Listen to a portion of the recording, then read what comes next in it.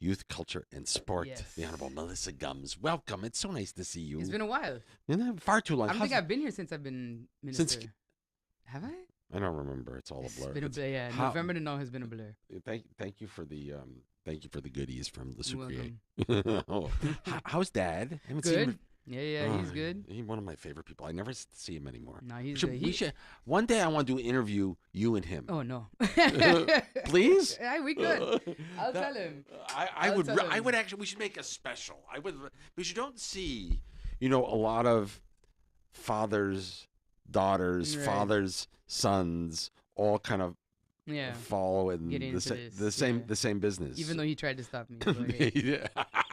That's what I want to talk to him about. Oh, how are things happening over in? I know we're getting ready to start school. When does school start soon? The 20th of August. So soon? Yeah. We're getting ready. Is that early or late? It feels late to me. It's about what it was last year as well. Yeah, it's been about that for the last couple of years. I think between COVID and Irma, a lot of things have shifted in terms of the days off and how it all works. Yeah, of course. Together, yeah. Let's hope we never have to go back. Yeah. To remember that experience. Yeah. Though, not one of the. Not one of the. I think best moments. No, for anybody, but you know what, we did shine. The way we kind of grabbed ourselves by our bootstraps and we really did shine. Yeah, we really did shine. And I'm not. I wasn't in government at the time, so it was definitely a effort. So we talked about this off air. Now that you're in government in the executive branch as a minister versus serving 4 years in Parliament as a member of Parliament, what do you prefer? I have to say I prefer executive simply because, you come from private sector, so you know what it is. You have your hours, you get up, you go to work, you do what you got to do. Things move, things happen, decisions get taken. Right. And you do can stuff. see the fruit of your work and such. And, not to say that doesn't happen in Parliament, but it's a little slower. Definitely. And lots of debate. It's a lot of talking and it's a lot of debate. So I think for me, I like the energy, even the stress of executive more, because you get to see, especially for me, education is something that I kind of hammered on quite often and quite consistently over 4 years in Parliament. So now to be able to make the decisions to see the things that I was hammering about actually happen is it feels good. Well, I mean, I'll tell you this, that, just out of pure selfishness alone, right? We better damn well take good care of the kids and educate them well. Yes. Because they're the ones who will take care of us. Yeah. And I keep trying to say that. I've said a couple of times in certain meetings where I'm like, guys, you all have kids. Like these the more we play politics with things, the more we try to grandstand on our egos and such, the real people who suffer are children. And that's the bottom line. And I don't have kids, but I have nieces, I have nephews, I have friends that have kids that I love dearly, and I want to see the best for them as well. So I have no children that I know of. I say stay out of the state of Rhode Island because you never know. However, I do have a niece who is 17, and you watch young people as they grow. And it is our responsibility as the adults to care, nurture, and feed and educate them so that they can be successful in the world that's headed towards them. Yes, and that world is hurtling towards them every day, and it's constantly shifting. So a lot of what I've been focused on is trying to review the status of our education system. We have at elementary level foundation-based education, and we've just finished the data collection and such for that review. That report is going to get to me by January, and then we can make some decisions that will be tough decisions on how we can shift and adapt. And that's when you say foundation based, that's the parochial schools, the Catholic schools. No, that's all of them. That's all our elementary schools follow this system, with the exception of the fully private schools, of course. But ultimately, if you've ever heard of kids studying for the dreadful FBE exam, that's basically what that is. And it was a system that was deployed in 2004, so I missed it, obviously. What was the system we had before it? I can't even tell you. I was but a child. But this, I do remember not being as stressed out in the 6th grade as these kids are these days. Let me put it like that. And I think it was deployed in 2004, but typically, we never assessed it, we never reviewed it. And if you talk to the architects of that system, it wasn't even deployed as it was meant to be. So we've missed some steps along the way, and this review is going to give us some recommendations on how we can adapt it and change it to, improve the lives of not just our kids, but also make lives easier for our educators.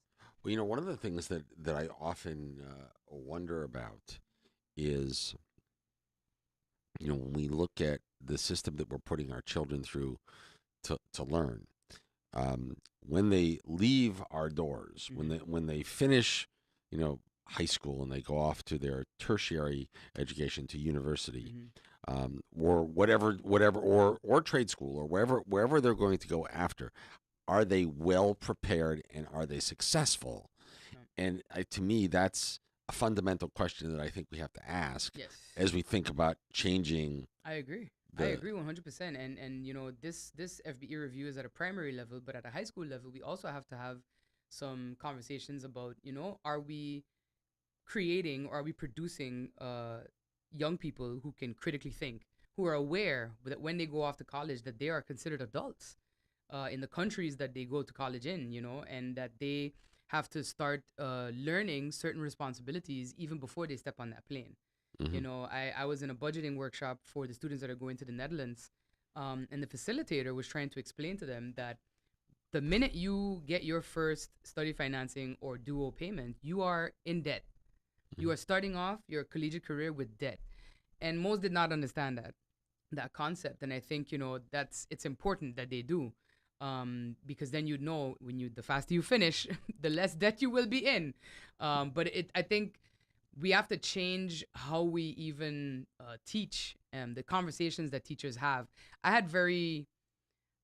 I don't know how to describe them, but my high school teachers would teach the curriculum, yes. They would teach from the books, yes, but they would also have conversations with us. I think my history teacher, shout out to Ms. Van Enkelvoort, my first history teacher, had very frank conversations with us. She would start off her day like reading certain headlines in the paper to us, and we would discuss the state of things in St. Martin, the state of things in the Caribbean, the U.S., Holland, The etc. world, right? So by the time I went to the U.S. for school, for university, I was pretty prepared for that step into essentially independence. Well, because let's be honest, right? Yeah. I mean, I remember my first year of university at the University of Rhode Island, and I was very fortunate that I had parents that had prepared me. I had an education that had Yeah. prepared me. I knew how to study. I knew how to do what needed to be done in the classroom. But the one thing that I don't think anybody ever can prepare you for is that very first experience of where, you know, nobody cares if you go to class, Yeah. right? Exactly. Nobody cares if you do You're your an homework. adult. That's what If I you don't always do say, your homework, like, well, don't do your homework. Nobody's going to scream at you and yell at you. yeah. But when the grades come back with the proverbial F for Yes. failure, then you're going to have to Yeah. answer, right? Yeah. What'd you Yeah. do with the Yeah. money? Where did all the money that we just spent to send you to Exactly. university? University, where'd it go? And don't tell me you drank it, and don't tell me you used it at all the clubs, and Yeah. and don't care, right? No, it's really Why did about it's and that's why I say, like the conversations you have to have at 17, you're no longer a kid. You are considered an adult. And the country that you're going to, whether it's in the region, whether it's the US, Canada, the Netherlands, wherever, they are gonna expect you to be able to make adult decisions. It's not necessarily, I mean, we could argue all day, is it Yeah. fair to do that? But at the end of the day, I think it's also important that as the world continues to change and as younger and younger kids get more and more access to different types of information, you as a parent, me as a minister, you as a radio host, educators, they have a responsibility to also kind of, push that education that you can't find in a book, I think. Without a doubt. Yeah. Without a doubt. Yeah. Without a doubt. What how do you when you look at what's happening with all the technology and stuff? Mhm. And I think we've come a long way in how we use technology in the classrooms. But the fact that everyone still has, kind of a phone Yeah. in their hand, and they are constantly bombarded by all of this, all of the social media stuff. Yeah. How do we prepare our kids to be able to turn that off? I don't know if that's going to be a challenge because, I was talking about this with my partner the other day, and we were like, there's this generation of kids are the first to grow up with everything. You know, I was playing outside, but also had a computer at the dawn of the internet. Not Yeah. to age myself or whatever, but we kind of developed straddling both worlds. But these kids these days have grown up with a screen. Well, That's it. That's you that's used words that hit near and dear to my. I went outside to play. yeah, Me too. yeah. Nobody goes outside Yeah, anymore. yeah, yeah. And that is the balance we have to strike, where the screen is not the be all end all. And I see it where I'm like, you have some teachers in our schools that very creatively blend, learning via watching something on YouTube or using an iPad with hands, developing those fine motor skills, teaching by way of gamification, for certain subjects. Like that's something that we consistently see some teachers can definitely do, because they Mm. are able to kind of straddle that balance between the old school way and the new school way of technology. And I think when we talk, I think we also hear, and maybe not just here, but we have a misconception of what it means when we talk about STEAM based learning. It's not you put a screen or a smart board in a class and that's it. It's deploying, a methodology on how to teach certain subjects in a more engaging way. Yeah. Doesn't always involve a screen. Yeah. That's the thing. Sometimes it involves robotics. A lot of times it involves using your hands for certain things. And I think once we start to really get gear up and roll it out as a Mm. methodology, I think we'll see that balance come back between I, screen and I hope so, because yeah, I mean, some of the best lessons that I remember as a kid yeah, was out playing in the woods or the outside. bush, right? Yep. We had forts, We we even had learned politics outside. yeah, Playground politics is the first exposure many of us have to politics. yeah, Who was the king or queen of the playground? You yeah. always had that one kid. And so I'm hopeful that that we get there. Yeah. That we get there. What's happening on the sports side of the house? Sports has been super active. You saw our track and field stars did fantastically in Curacao. Came back with 49 medals. I Brilliant. went to the airport to welcome them home. Our little league girls also participated for the first time in Puerto Rico, and it was a challenge, but it's a challenge that is a start to something greater, Mhm. And I look forward to seeing their further development. We have our swimmers as well in Singapore right now Did for you say that. Singapore? Yeah, Singapore. Singapore. Yeah, for Wow. that tournament. So it's a lot going on. And then just waiting for the regular seasons to start for netball and basketball and such. And I think there's a lot more happening in sports than most people know.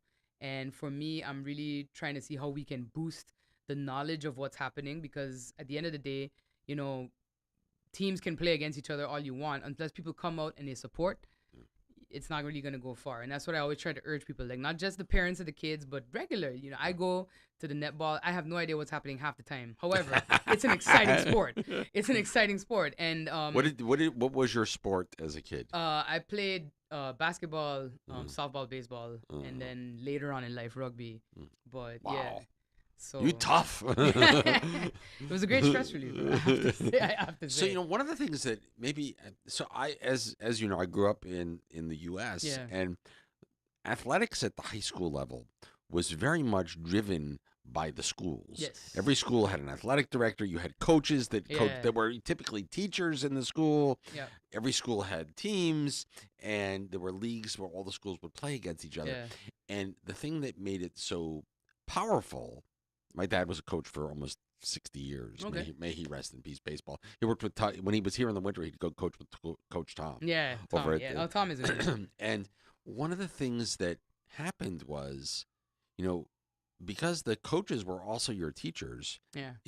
if you didn't do well in school, well, then you couldn't play. Yeah. And so kids, and because it was all tied to the school, right?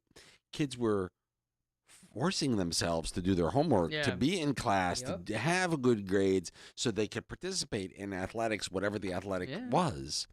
And here we seem to be a little disjointed. It is, and I think you know, in the past we had a pretty decent interscholastic ecosystem for sports, especially when it came to soccer, and equal parts baseball. But I think a lot of the responsibility now has been kind of pushed onto clubs. So there is no outside of netball, I think you rarely see, and basketball to an extent, that per school, that there's this push for athletics. I used to play against other high schools in basketball when I was younger. And I think the issue is in the U.S. It's a ecosystem. Like Right. you start pee wee football, you Yeah, go to it's like little. yeah, It's, little like it's you can't even hold T-ball, t-ball T-ball with the t-ball baseball. for baseball, and then but there is a trajectory, Right. there's a trajectory, whether that trajectory is NCAA D1 and then I get my degree, or I get drafted or whatever. And I think you have some organizations that have had some success with fielding St. Martiners to because it's about statistics, I think, is also the issue.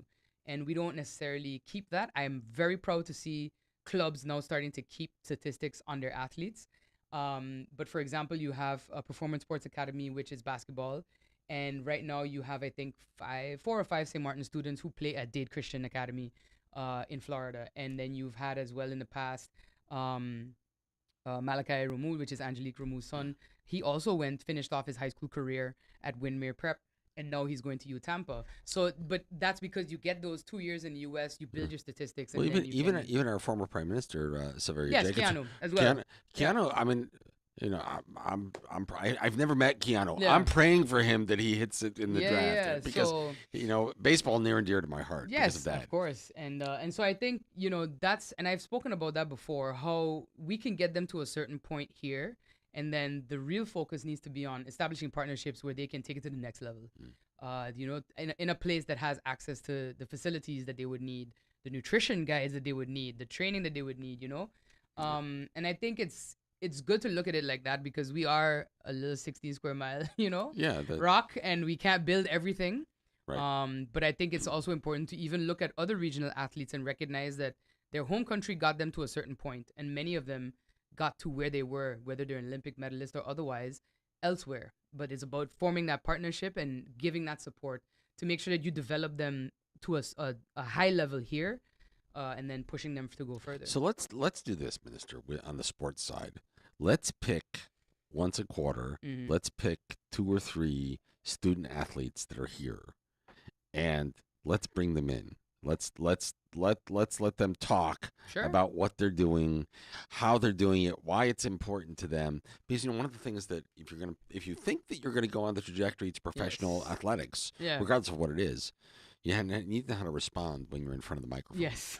And media training, guys. yeah, and I would love to do that. Sure. I would love to do that. I will definitely let that be known. Anything we need to let people know before we? Yes, the short story contest, our first national short story contest, is live. So submissions start August 1st to the 21st. I've talked a lot about this as well. So students 12 to 14 years of age can submit a short story, minimum 750 words, maximum 3,000 words, off of the theme Warriors of the Great Salt, Guardians of the Great Salt Pond. It's a blend of Caribbean futurism, technology. They just have to go wild, let their imagination run for them. Wow, And I have yeah. some ideas. I'm over the age limit, unfortunately. Yeah, and you know what's funny is a lot of adults have asked me, well, where's our contest? I said, I mean, I didn't know we had this, but maybe next year, we'll branch it out and include adults so that they It can... would be so nice to figure out something to do with the Great Salt Pond. Yeah. And clean it, revive Yeah, it. so the kids have to let their imagination run wild, and then on the 8th of September we announce the winners, International Literacy Day. I love it. Yeah. Brilliant. Yeah. Minister, it's always a pleasure to see you. Likewise, thank you. We do this again. Yes, for sure. The door is always open. Definitely. And once I come with the chocolate croissant. You can come empty-handed. It doesn't matter as long as it's you. The Minister of Education, Youth, Culture, and Sport, the Honorable Melissa Gumbs. Thank you for coming in. Thank you, Sak. We do it again. Yes. Ciao. It is 9:52. The ladies of Rainforest Adventures are coming in shortly. Stick around.